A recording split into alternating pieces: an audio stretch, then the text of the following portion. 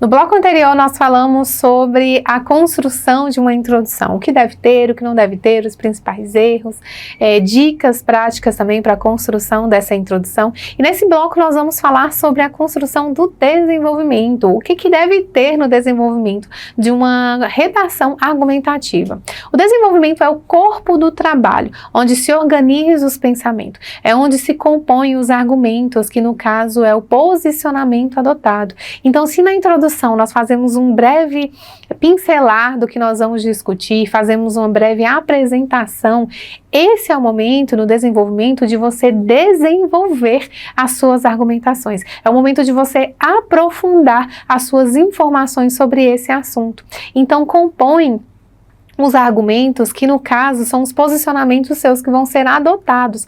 Os argumentos, então, eles podem ser argumentos classificados como argumentos de autoridade. Como assim? Você pode utilizar, se você se lembrar no momento, cuidado neste momento, lembre-se sempre de utilizar fontes confiáveis, se você tiver plenamente segurança de que aquela citação, aquele argumento, aquele dado, realmente é um dado correto, é um dado real.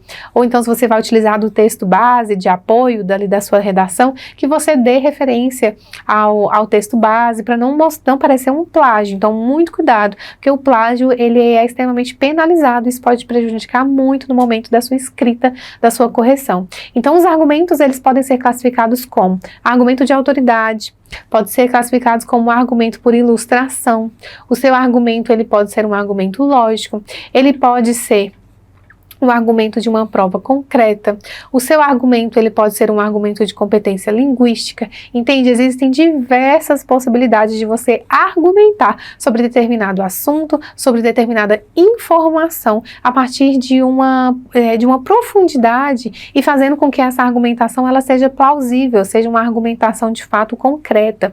O argumento por autoridade, como eu estava dizendo, é aquela citação de frase ou pensamento de autor de determinado tema ou questão.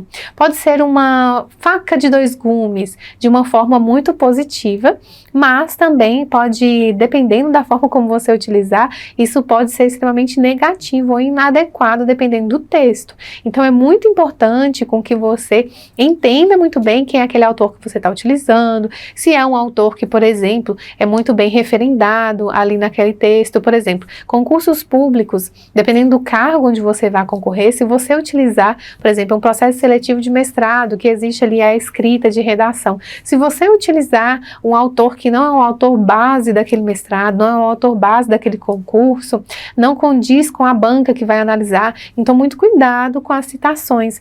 Então agora eu vou dar algumas dicas bem práticas, dicas de ouro, para você poder conseguir aplicar no seu dia a dia. No próximo bloco nós vamos falar aplicabilidades práticas para você ter uma redação muito bem avaliada e você colher excelentes resultados através da sua escrita. Aguardo você. Obrigada!